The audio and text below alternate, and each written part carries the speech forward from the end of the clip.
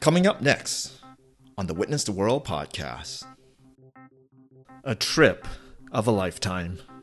Somehow, in the process of drinking ayahuasca, your ego dissolves. And your ego is that part of your brain that controls your behavior and it protects you from the outer environment. But when it goes away for a second, it's kind of like stopping a heart to perform open heart surgery. The content here is for informational and entertainment purposes only. Any content here should not be construed as financial, medical, or any other type of professional advice.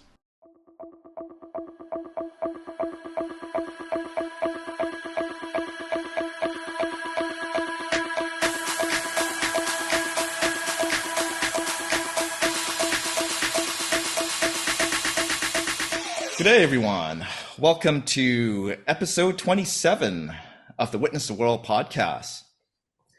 My name is Ben Choi, and today we'll be heading to Colombia to continue on with our personal growth journey. On today's podcast, we'll be learning about ayahuasca and how it can help us heal from our past traumas and how it can help us break through our mental blocks. We'll be speaking with the founder of an ayahuasca retreat, who's been on a mission to help people heal, connect, and grow their inner self. We're pleased to have with us Sam Believ. Thanks for joining us today. Thank you, Ben. Pleasure to be here.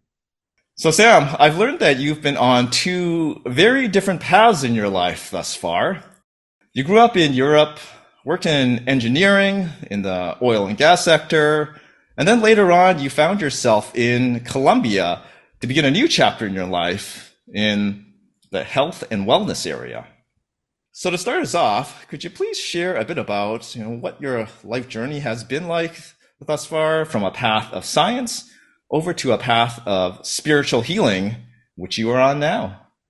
Thank you for that question, Ben. Well, I was working in offshore oil and gas and offshore wind. So I was working on the platforms at sea, and it is a very well-paying job.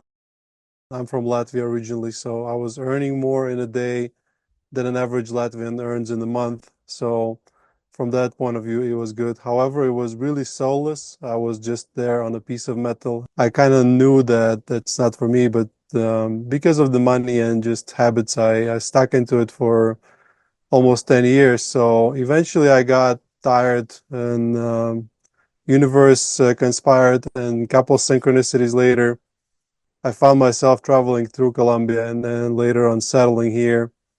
My choice of career kind of also sums up my entire life, because I never wanted to be an engineer working on ships and platforms. It was a choice that my dad made for me.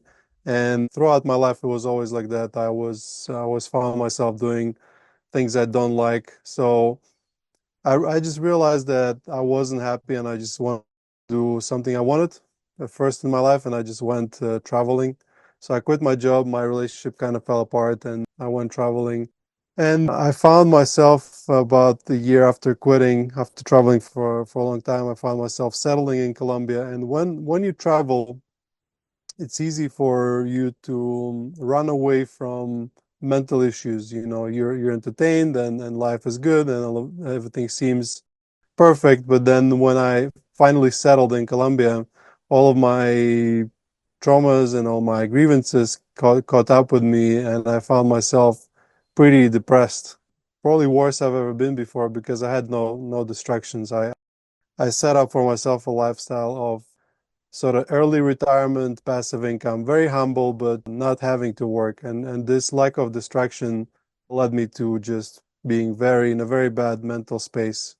When I found myself there, I remembered about ayahuasca, because I have tried it while I was traveling, and I remembered that it was good for that, and I pursued it again, but this time with healing in mind, like very focused on the healing potential of that plant medicine.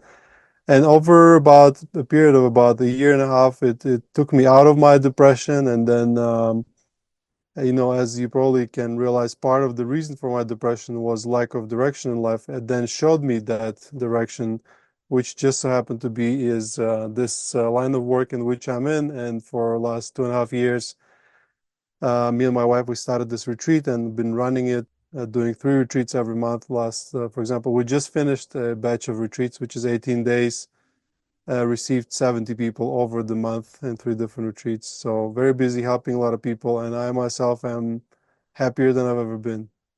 Wow, what a story. Thanks, Sam, for sharing that. So, I think it'd probably a good idea if you could help us understand, some of the science behind the ayahuasca. As I understand it, ayahuasca, it's a plant-based medicine, as you said. It contains a compound called dimethyltryptamine, or DMT for short. So, I wondered if you could just tell us, how that all works, how the tea is made, and yeah, just give us a little background on that piece. Mhm.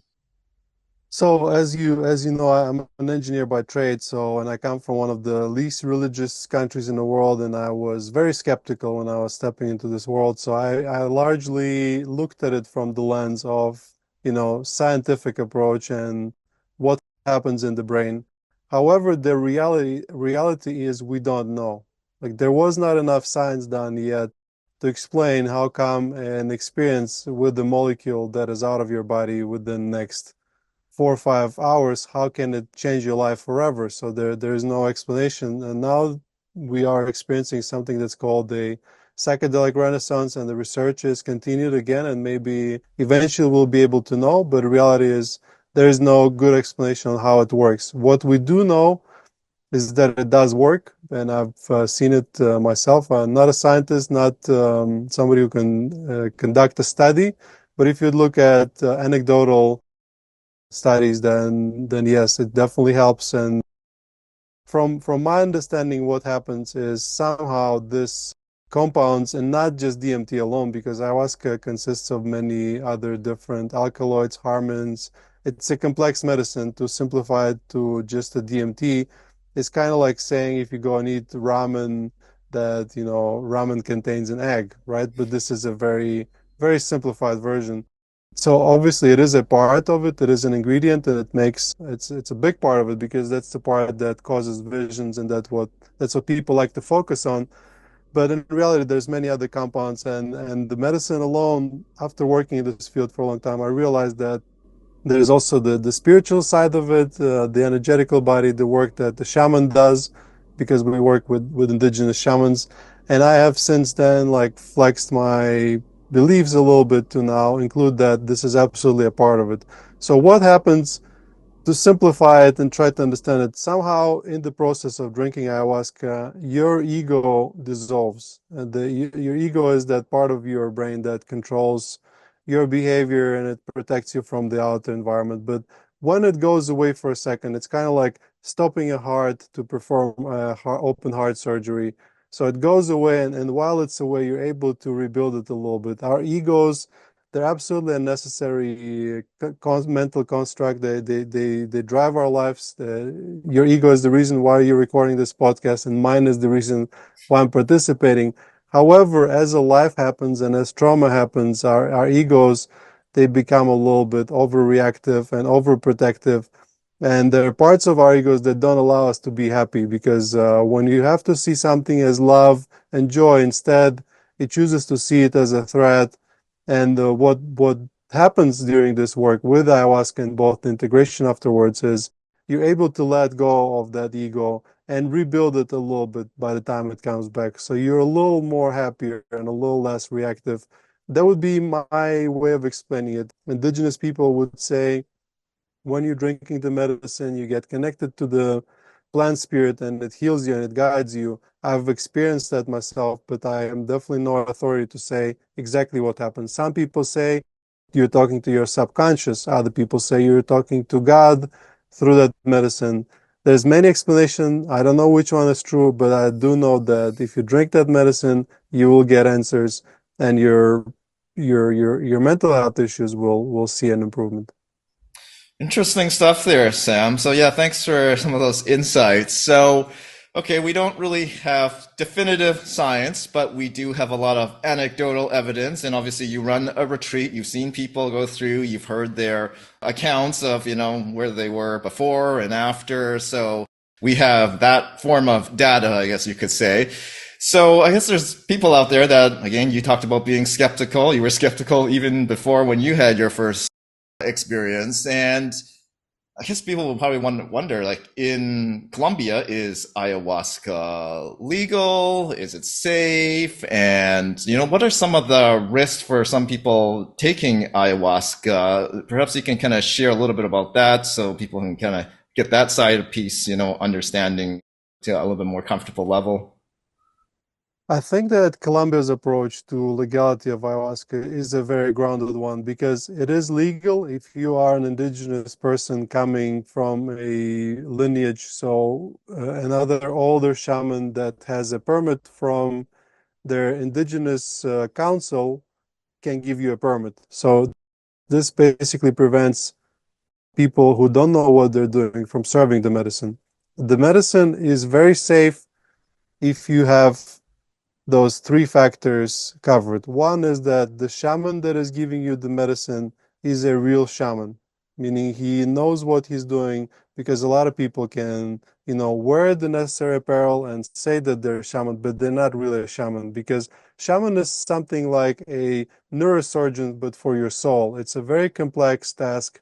And even though we don't understand exactly what he's doing, it doesn't take away from the complexity of it.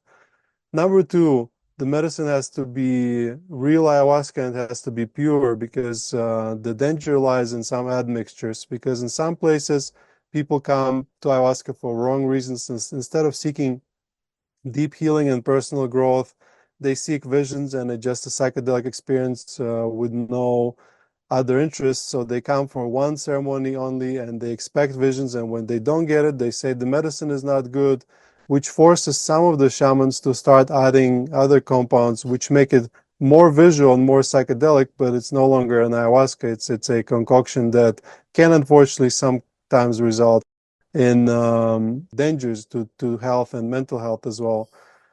And number three is the retreat you're going to must have facilitators who know what they're doing, who will protect your body physically while you're in the state. Because when your ego goes away, also your ability to protect yourself sometimes goes away, which means that you have to come to the place you can really trust, where you know that you'll be taken care of. Hopefully, after the retreat as well, give you some integration and some mental support to allow you to get the most out of it. So, if all of those are respected, it is very safe in the jungle. Everyone drinks the medicine. They drink it from the moment they're kids, and it's absolutely safe. It's now a little bit trickier because we have a lot of other medications people are taking, and the danger mostly comes from mixing it with, let's say, antidepressants or other psychoactive compounds. Thanks for that background, Sam. So I'm curious now, talking about there's a lot of prep that goes involved, just to make sure you don't want to mix, different drugs. So it sounds like I got to make sure that maybe I have a clean body as much as possible. So then you get probably the best experience. And speaking of experiences, I think probably a good time now to kind of get an idea of what your experience was. I guess your first experience and maybe your subsequent experiences thereafter with ayahuasca, and to help the listeners understand what happens before, during, and after the experience. If you can maybe just kind of give us an overview of like what to Mhm. expect and how they are to interpret, I guess, such an experience. Okay, so before you come to an ayahuasca retreat, we personally here at our retreat at LaWayra, we will send you a list of instructions of how to prepare physically, mentally, what to stop using, what to stop doing, what to start doing. It's very comprehensive. So you just follow the instruction. Instruction can start at the least probably about 2 weeks before. If you're not taking antidepressants, then you can get ready in about a week almost sometimes. It includes like diets and other recommendations. So during the retreat, every ceremony is different. So I stopped counting my ceremonies after 50, and I've had a lot of them, and I've never had a ceremony that is same twice. It's always unique. So I can try and recall any individual one, but the easiest one for me would go and talk about the last ceremony I've ever had, which was about a week ago. I personally drink once a month. I believe it's a good amount for me to sort of stay connected and stay sane in this very difficult line of work, because you can imagine talking to 70 people every month, learning about their problems, trying to help them is not an easy task. But ayahuasca keeps me afloat. I personally take it, and it sort of helps me. So how my last experience was, I drank 1 cup of ayahuasca. I I started feeling something in my body. It was a physical experience. I could feel some heaviness in my limbs, and then of course the purging came, because with ayahuasca there's a part where you purge either by vomiting or by having diarrhea. In my case, it's mostly diarrhea. People don't like that aspect. They want to avoid it, and they think it's just a side effect, but it's not, because together with that bodily evacuations, a lot of times you get rid of emotional stuff. It's really hard to explain how it happens, but you 100% feel it, because after the retreat ends, you feel lighter, and you feel that those traumatic memories are less of a traumatic memories and more of just memories. So after I had my purge, I was then listening to the medicine music, sitting by the fire, the ceremonial fire. So my intention for that specific ceremony was to help me, give me strength, because I was a little exhausted, and to kind of tell me if the direction in which I'm going is correct when it comes to this retreat and the work that I'm doing.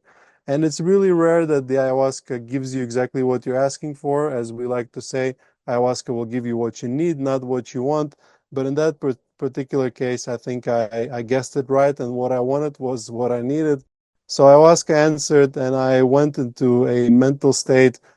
At first, I went through this psychedelic state of, it's like a kind of realmy feel. It kind of looks like a Legoland, Disneyland, kind of like a place where you see a lot of colorful patterns, and it's very childlike and very toy-like. I don't really know what it is, but many people report it.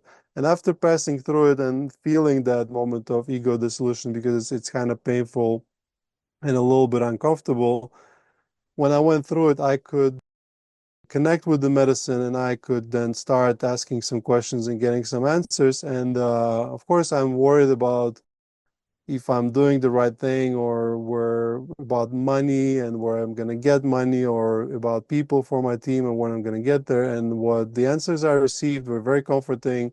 Ayahuasca, first of all, made me feel very good. It made me feel very calm, very peaceful, very connected. And it told me that I'm on the right path and everything is going to be okay, and that the money will come and the people will come and everything will just be perfect, and I don't need to worry, and I need to do what I do and do it more. Yeah, this is my experience. And I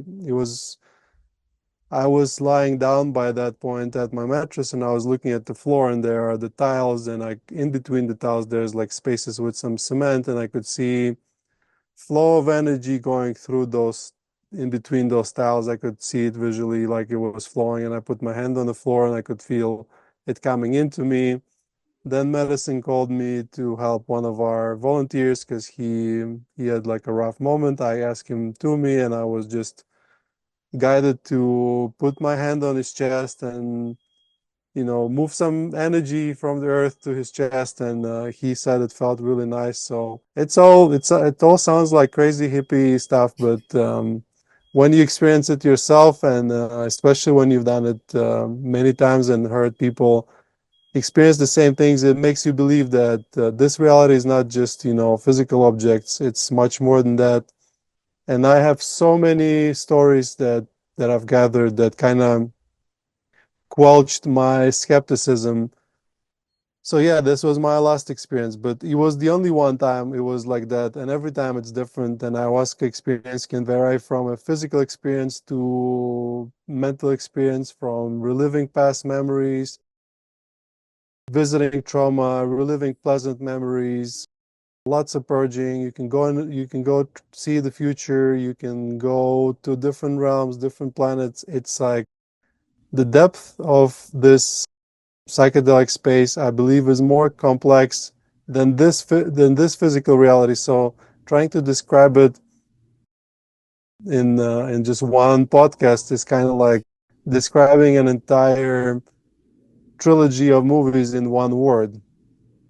I see. Yeah, thanks for that explanation. Very descriptive, about your experience there, Sam. So, you were saying that, ayahuasca was kind of helping guide you to do certain things, comforting you for certain things. Now, when you're in that state, the visions, did it manifest like there was some kind of like an entity or somebody kind of like guiding you, someone telling you things, or it was more of a feeling that like the feeling kind of connected with your brain that said, oh, just do it this way, not like an actual physical like person being that you could visualize? Like how would you kind of, I guess, kind of describe to us that feeling?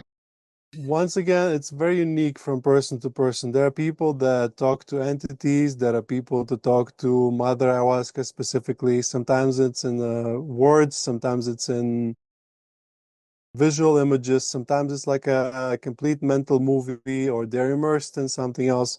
For me personally, it comes as it's not like a verbal communication. It comes just like knowing. All of a sudden, you just feel it and you know it. And you 100% know you're receiving a message, but there are no, yeah, there are no verbal words or sounds. It's just like, boom, here you are. And I know it's kind of like I know and I feel that that information. It's hard to explain psychedelic experience with words because those are spaces where sometimes language does not exist. Once again, words don't do it justice, but in my case, it's a very specific clarity. But we have people that come and they describe seeing entities, or some people they see visions, and others have like complete conversation for hours with the ayahuasca, and it has a certain sound and it sounds like a certain person from their past. And there's many different ways it will find to communicate with you, and the information it gives you is a lot of times very correct, precise, and you question where is it getting it from. Interesting stuff, Sam. So speaking of communication, I have a question that's a little, well, so maybe some might think it's crazy, but given what you've kind of said, I think it sounds like anything is possible. So I've listened to a lot of podcasts about people that have been, been to ayahuasca and had a lot of experience with mind altering substances. And some of them have said that ayahuasca is possibly like a gateway to connect with possibly beings from other dimensions. It allows them to connect and, discuss things. And, given what you're saying, it sounds to me that that's totally possible. But, as you're a man of science and also spirituality, just wondering what your thoughts are. Is that possible, or is that even too crazy even for you to consider? Well, the reality is I don't know, but I have felt it myself. Once I went very deep and I could feel some kinds of entities or things, and they were kind of small in size, and I could feel them sort of worrying about me and like palpitating me with their fingers. And it was really tricky, but it felt like they were trying to help. And a lot of people experience that. They go somewhere and it's as if they emerge in the other realm, and the beings in that realm notice them, and then it can go from neutral to positive to negative. In some places, they're really happy you're there and they try to interact with you, and they get frustrated that you don't understand them because they might communicate telepathically and you're trying to talk to them. And sometimes it's just neutral. Like I've seen entities that just are there and they just live their thing. They don't notice you, they don't care about you. They're just there to sort of consume the loose energies.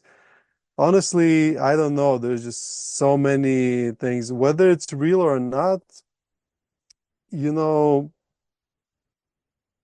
I would probably say a few years ago that probably not, and maybe it's more of a hallucination, to now my worldview changing to that it is real and it's just maybe another dimension, and there's so many of them that we just don't know them. Same to the psychedelic visions. I no longer think it's just a hallucination. I think it's sometimes it's just a different level of perception that we normally don't have access to, because the information you're getting is very precise, but a lot of times it is influenced by your own way of understanding things. So if somebody's very religious, the medicine will talk to them through their own analogies. So if you believe in Mary, then it will show you Mary. If you believe in Pachamama, it will show you Pachamama. However, the messages have the same content in them. It's just that it will try and find a language you understand.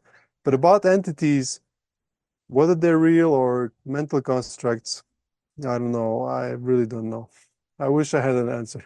Yeah, thanks for that, Sam. Well, that's food for thought for us to consider and for, I suppose, people to explore themselves if they decide to choose to pursue ayahuasca. So, speaking of pursuing ayahuasca, I know we kind of talked about, people kind of looking for ayahuasca to heal, I guess, some of their mental health kind of challenges and blockages and that sort of thing. So, I'm just kind of curious, like, if one heals their mind, I guess their soul, like, can that also lead to physical healing as well? Is that kind of how it works and how ayahuasca can kind of be a part of that healing process? Just wondering what your thoughts are, because I'm sure people come in to see ayahuasca for all sorts of reasons. Maybe it's a physical thing, maybe it's more mental health, maybe it's more spiritual. But is that all kind of connected? But it starts with the soul, starts with the spirit, and then it kind of Mhm. goes from there?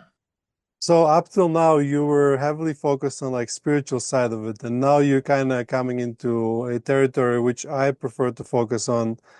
At LaWayra, our motto is connect, heal, grow, which is you connect to the medicine, connect to the group of people you're with, connect to yourself, to the earth, to the nature, to God. Then you heal physically and mentally, and only then you grow, which is that spiritual growth and that mental growth, any kind of growth you're looking for. So I don't like when people try to skip it and go straight to the spiritual stuff, because we really need to take care of the first two. So at LaWayra, a lot of people have spiritual and even mystical experiences, but we highly focus on the connecting and healing first. So a lot of people come here to fix a specific issue. And the reason I don't have answers for some of your questions is, first of all, I'm not a shaman myself. I am on that path of learning something that like a similar direction. I'm never planning to be a shaman, but I am learning a bit of a healing path with that. But also, if let's say you would go to a massage salon and a lady who have fixed your back with a this vibration massage gun, and you tell her, how does the massage gun work? She'll say like, I don't really know. I just know if I press this button, it gets this, and then I massage it a little bit more, and I know where to press it, and then it helps you in your back and is no longer in pain. So when you ask me like, how does it work? I'm like, I don't really know. And if I would try to explain to you, I would probably say something wrong. However, I know that if I apply this tool in this certain condition, and do the certain procedure, the people will come out of it better. So people 100% come here. The one of the most sort of unexplainable and mysterious things I have seen is people coming in with like lots like fibromyalgia, lots of pain all over the body. Then they do ayahuasca for a week and then it goes away and it never comes back. And you're like, how did it happen? Of course, the shaman did his work, the medicine did his work, the person did the work, but it just went away and it cannot be explained. I've heard stories about people dealing with some some cancers on the early stage, like a lot of autoimmune stuff, psoriasis, obviously the mental health stuff, depression, all kinds of eating disorders, many, many conditions, they deal with it. How? We don't really know. Some of the stuff is more predictable. Like there are some studies on ayahuasca and how it can heal the gut, and obviously through gut healing, a lot of the other parts of your body can heal, including your skin. But other stuff is really cannot be explained. But what we do know is that if a trauma or if a physical health issue comes from a psychosomatic issue, let's say you had a trauma which then resulted in a certain condition, then ayahuasca is more than likely going to be able to help. So let's say if you fall down and broke your arm, don't go to an ayahuasca retreat, go to the medical hospital. However, if you have unexplainable pain in your arm and you don't really know what happened, but then you drink ayahuasca and you recall that there was this traumatic moment when somebody grabbed your arm and something got stuck there, then this is the time for you to, it can be addressed with ayahuasca. So yeah, it can be very healing physically. For me personally, I came to ayahuasca for mental health. It was depression and anxiety and those kinds of things. But at the same time, I was battling with a lot of gut issues. I had, I believe, irritable bowel syndrome. I would just go from like diarrhea to constipation and like this. And I tried all kinds of diets, but obviously I went to ayahuasca for mind healing. And what I noticed a few months afterwards is that my gut issues just disappeared. I never aimed to do that, but they just went away. And a lot of times with ayahuasca, we notice those kind of positive side effects when somebody comes maybe out of curiosity or about trauma of one, and then they leave the retreat and they say 3 months later they just message me and say, no, I just realized I stopped drinking, and they never even set out a plan to stop drinking. So when a lot of our issues come from that pain and the trauma, and when you address it, a lot of the side effects of that just magically kind of go away, which is a nice side effect. Oh, thanks for that, Sam. Those are some great examples to, kind of help people understand some of the potential benefits of ayahuasca. And, you touched on, talking about going through a massage and, how I kind of understand ayahuasca to this point is it can kind of help us, remove those mental blocks, identify maybe some of the areas that we need to work on. But there's another piece to it, and I'm trying to kind of put an analogy in my head that you go to, let's say, to get some treatment. So let's say I had a leg issue and I need to get some physiotherapy, and could get some ayahuasca. But then the thing is, you need to still do the work after to kind of keep working on it in some cases, depending on the issue. So integrating that kind of, I guess, exercise and to help improve my leg. If I broke my leg, I still got to do the exercise to improve it. So how important is that piece? And is that piece maybe can be done in combination with other therapists after an ayahuasca experience? And maybe I go through some hypnotherapy counselor, some other therapists. And is that also something that you might recommend? Or I guess you kind of find out as you kind of go along after your experience. But yeah, just wondering what you have heard from people that have addressed various issues after going through a retreat like yours. So what you're talking about is the integration, and it's a very important part of it, and people need to be aware of it before they decide to come to an ayahuasca retreat. So ayahuasca is not a magic bullet. It's not a thing that will just magically make all your ailments and all your problems go away. It is a doorway to come into the world and start a path of your healing. But there's a lot of work involved from you both during the retreat and after the retreat. Because, for example, ayahuasca can tell you, can lift your depression for a couple months and tell you, this person is not good for you in your life, and this maybe your job is not good and you need to change those things. If you don't do the homework it gave you and don't integrate that information back into your life, you will find that very soon the depression will come back. And you can keep coming back to ayahuasca to get the short-term relief, which is, for me as a retreat owner, is a great for business, right? You get a repeat customer. But I will always tell them, do the integration. And you want to, with ayahuasca, a lot of times it's 1 step forward, 2 steps back. And that's how your healing and growth process goes. But we don't want it to be 100 steps forward and 99 steps back. The pace of growth depends on how serious do people take their work. Of course, during the retreat, for example, we provide people with integration journals where they can record their experience and be able to better process it and retain this information. Then, when they leave, we do have an option to get an integration coach for after the retreat to get most out of it. But in the end of the day, ayahuasca can tell you, here's a habit and it's not good for you, and you will feel it and you understand it. And you need to change that habit. And it will help you, it will give you the flexibility and the strength to do it. But if you just choose to stay there and never progress, you will not get good results.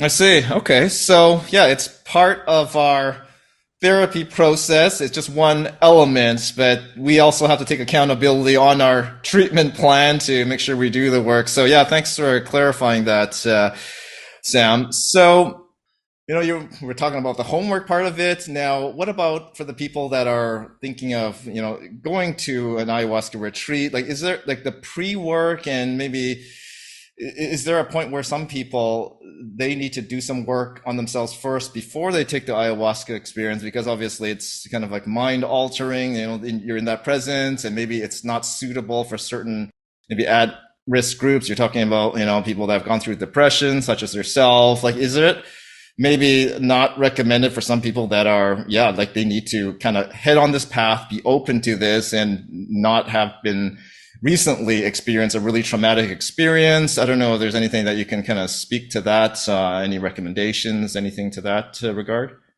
So with mental health issues and compatibility with ayahuasca, the easiest way to classify it and understand it is their mental health issues. There's like a range. One side is too much order, and the one side is too much chaos. So, for example, depression, anxiety, OCD, PTSD is too much order, meaning there are loops in your brain that keep repeating, and you need to break them, meaning add more chaos to get the healing. With too much chaos is like schizophrenia, psychosis. You already have chaos, bipolar, so you don't want to add more chaos. So in that case, you don't go for ayahuasca. If you're closer to this, you go to ayahuasca. So that's the easiest way. It's obviously very simplistic, but still it's helpful maybe for some. If you had the trauma recently, no, the sooner you come to ayahuasca, the better, I believe, because it will help you process it. Preparation is definitely prepare, have an intention for the ceremony, have prepared diet-wise. Don't be worried to come to the medicine for healing. It's kind of like just this retreat, just from today's interaction, one girl, she wanted to cancel her retreat because she caught the flu. And I said, it's okay, come over, because it is medicine. Like you don't say, I'm not gonna go to the doctor because I'm sick. So she came, and I convinced her to come, and she came. And today she said, thank you before leaving, because her sinusitis, it was gone, because obviously it's a very complex medicine, works for the entire body. So if you have a flu, it leaves quicker. I don't recommend people with like coronavirus to come over and give everyone coronavirus. But what I'm saying is, you should not say, my symptoms is what's stopping me from going to the doctor. It's not logical. So if you're sick, if you don't feel well, if you don't feel well mentally, don't try and come up with excuses to stop you from healing. So just come over. Don't overthink it. If when, for example, when applying to our retreat, there is a questionnaire form. If there's something there that we find, we will inform you or work around it. And sometimes I will tell you, no, you cannot come. And mostly it has to do with that chaos side of the mental issues. If you had psychosis episode, you don't want to do ayahuasca because it might push you in psychosis again, and then you're in a foreign country and you don't know what's happening to you. So in this case, I would say no. Or if, let's say, somebody wants to come to the retreat 1 week from now and they're still on antidepressants, I say no, please come back next month. Quit antidepressants first, in a gradual manner as well, because you don't want to get like a crisis. That's a great explanation, Sam. Yeah, thanks for covering all those different sides there. So, if I become, let's just say, ayahuasca curious, and I want to kind of take a look at different retreats, check out your website, check out other ayahuasca retreats, like how do I assess, what's the best ayahuasca retreat for me? Because, you're in Colombia, but, over the years, like Peru has been one of the most sought after destinations for ayahuasca. And I believe Costa Rica, I think they have some ayahuasca retreats. So just wondering, yeah, how does one gauge whether it's the right match for you? I mean, you can look at Google reviews and kind of go from there. Pricing is one thing too. There's a wide range of pricing. So, yeah, I wonder if you can speak to that. Like, how do we find the best fit if we were to explore a trip like this? Well, first of all, you already found me, so you don't need to keep looking. Just come over. And on the serious side, depends on the budget. Yeah, for example, we are very affordable. I think we're one of the most affordable retreats out there, and that's by choice because my passion is to try and give this medicine to as many people as possible. And if your price is too high, then it's not going to be possible. We are affordable, but cheap doesn't mean bad because we had people here that we had already more than three people that came from a retreat that's called Rhythmia. They're in Costa Rica, and they cost $7,000 to $10,000 per ceremony, which is per retreat, which is times more expensive than us. And people came here and they said they had better experience with us. I have it on video, so I can prove it.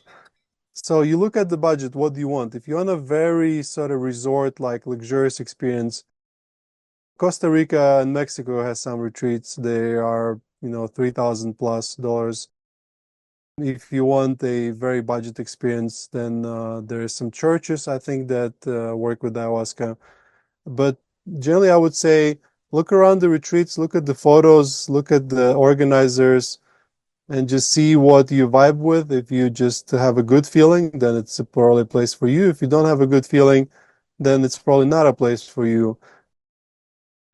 But the gold standards would be an indigenous shaman coming from a lineage, meaning his parents and his dad was a shaman, his dad's dad was a shaman for several generations. Preferably that he and his family grow and cook their own ayahuasca, meaning that they know the source and it doesn't change any hands because it's important energy wise. Preferably that they have good experience of being a shaman, 10 plus years, good reputation, they haven't, abused anyone or killed anyone or whatever, because there unfortunately there's a dark side to that. So look for a place that has a lot of positive reviews on platforms which the retreat administrator can't control, like Google or Facebook. Look for a place that has a big team of facilitators. So if there's a group of 20 people, they should have six, seven, eight facilitators, and it's not like 60 people and just two helpers, because you need capacity. What else? Make sure their medicine is pure. It's only two ingredients, because a lot of places they add a lot to it and it's like a soup and you don't really know what it is you're taking. Choose a place that focuses on some integration and helps you with that.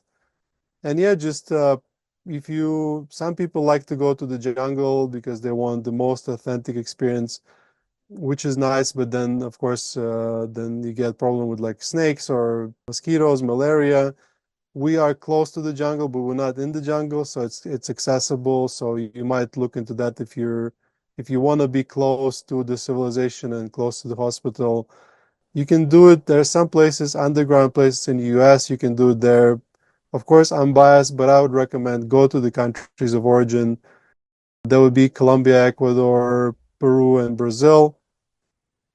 Look at the different traditions and different tribes and how they do the ceremonies, and maybe some of them will appeal to you more than others. Obviously, I think we have recreated a very well-rounded retreat, meaning we can appease most people. If you want something nicer, we do have private cabins. If you want an affordable experience, we have shared rooms. But whatever kind of accommodation you choose, you will be the medicine experience, the core healing experience will be amazing. Just have a group of people left, got 25 hugs, and they all happy and they all are amazingly better than they came. So Yeah, if you come to LaWayra, I can assure your experience will be great. Other places, I know there's a lot of good places in around in the world, but then I can't really guarantee. But listen to your heart. When you go and check out different websites and see different faces, you'll have a feeling whether it's for you or not. And then when you look at the prices, you'll have a feeling like in your pocket area.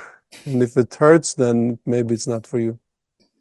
Well, those are some really great points to consider, Sam. So, one other point I want to kind of follow up on with you is like you mentioned the soup and like the medicine itself. So I guess I'm kind of wondering, compared to Colombia, Peru, Costa Rica, even Mexico or other places, like, is there a big difference in the actual compounds or actual plants itself, or is it universally like we have to use, X amount of this plant and X amount of this other plant in the tea in the mixture? So the core ingredients are always the same ones, which is the ayahuasca vine and the DMT shrub. So there are two kinds of shrubs. For example, in Colombia and Ecuador, it's chagropanga, and in Peru and Brazil, it's chacruna. But they're both DMT shrubs. They're from the same family, and they serve as a source of DMT. And the vine is an MAOI inhibitor, which makes DMT orally active. But then in some places they start adding other plants like other psychedelic plants to make ayahuasca more visual and more trippy. This is not good because you don't want it to be more trippy. You want the pure ayahuasca experience, which is healing. It's kind of confusing. And they start throwing in some places tobacco, different flowers, earth, nails and spit. I'm kidding about the last two ones, but it just feels a bit strange to me. Like more is not always better. So there's nice feeling to have something that is pure. And trust me, ayahuasca alone, just pure ayahuasca is enough for anyone to explore their entire lifetime. You don't need more. You don't be careful what you wish for because some people they just want a big boom and just see a mental movie, but that's not where the healing comes from. The healing will come from those more milder experiences where you're actually able to recall the information and get some actionable steps back into your life. Thanks, Sam. Yeah, that's a great overview there on the experience and what to consider. So that'll be a lot for our audience to chew on and consider moving forward. So before I kind of leave you here, a couple more things here. So you're in Colombia. I haven't been to Colombia. I'm curious about traveling there. And if I am in the neighborhood, swinging by your retreat and then are there other areas of Colombia, any points of interest that really kind of stand out that you could recommend when we're in the neighborhood to go visit? Anything, any highlights for you? Well, we're located 1 hour south of Medellin. Medellin is becoming a very sought after tourist hub. A lot of people come here, digital nomads. The thing about Medellin is they call it the city of eternal spring because it's always the weather is perfect all year round. Like it's so you can walk in t-shirt entire year. It's never too hot, it's never too cold. The only thing that changes is the amount of rain. So it's a really beautiful city. It's a very surprisingly organized city. Like a public transport system is very modern and everything. It's a pretty city. So if you come here, definitely come 1 week early, check out Medellin. There's many attractions here, a lot of nature to see around. I'll give you a glimpse. I'll just open my window and turn my camera to show you how it kind of looks like here in Colombia. It's like green mountains and just good weather and like palm trees and that kind of stuff. So for those who like, ecotourism and especially bird watching, Colombia is number one country in the world for the amount of birds. Number two for the fauna, so all kinds of animals and plants. It's a very diverse country. You have everything from like snowy mountain peaks to deserts to Amazon jungle to Pacific coast with black sand and Caribbean coast with white sand. It's like 7 countries in one. There's so many different cultures, different accents. different foods. Colombia has like bad reputation, and Colombia was overlooked for its tourism, but it was also overlooked for its plant medicine tourism because of the situation with all the drug stuff, and it have calmed down significantly. And it's, I believe, I feel safer in Colombia than if I do in most big cities in US. Definitely lesser chance to be shot. So it's much safer now. So people are realizing that, and the tourism has been growing very quickly. And if you do come by Colombia, definitely drop by here at LaWayra. We'll would love to have you, and you including Ben. Maybe next time you'll be on my podcast when we're gonna talk about your psychedelic experience, because I do have a podcast as well. Sounds good, Sam. Yeah, it's intrigued me quite a bit. So I'm sure we'll be having another conversation offline. So yeah, thanks again for sharing your insights and some of the wide-ranging questions I know many people had. So you handled it well. And as we kind of end this podcast, I always leave off the podcast by asking, I guess, a two-part question to close. So here goes. What are you most grateful for, and what are you most looking forward to in the future? Since we've been talking about Colombia, I'm grateful for this country. I'm grateful for its hospitality, for its people, the weather, the opportunities. I'm very grateful for the indigenous people for saving their plant medicine tradition that now helps me to have this healing center and have be able to help hundreds of people. So that's what I'm grateful for. And what I'm most looking forward to is we're now building this very nice big medicine house and improvements that I'm building here. I'm looking forward to have it all completed where where I can see people coming here and enjoying it. It's my biggest sort of excitement to see people enjoy and feel better by experiencing something that, I have created. Those are some great words to leave us off with, Sam. So, if people want to know more about you, where can they find you? I say if you're curious about ayahuasca, but you're not there yet and you want to learn more, check out my podcast. It's ayahuascapodcast.com. Very simple to remember.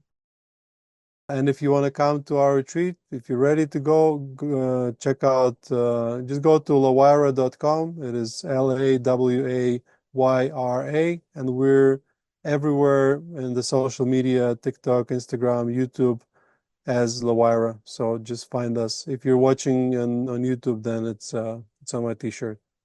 Awesome. Thanks, Sam. We'll be sure to add those details to our show notes. So, that's a wrap for episode 27. If you like this podcast, please give it a thumbs up or hit the subscribe button below.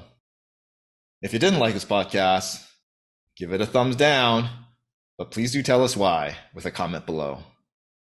If you have any other comments, feedback, or suggestions, you know what to do. Thanks for joining us, and namaste, everyone.